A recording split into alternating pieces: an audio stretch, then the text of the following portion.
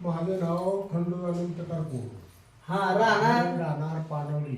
हा तुम्हाला कसला त्रास होत होता? हा मांड्या गुडघं मुंग्या पायाला येत होत्या, गरम वाफही निघत होती, पाण्याचे झोप येत नव्हती.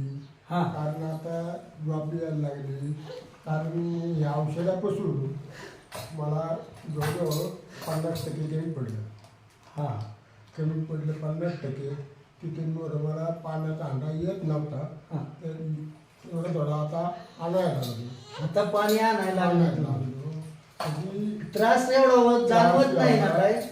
कमी हा. पडला. हा तुमच्या किती बॉटल झाल्या या? ही बाटल्या हा? 2 झाल्या. 2 झाल्या.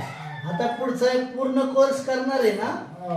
हो चालेल. तर हे होते आपले पानवडीचे बाबा.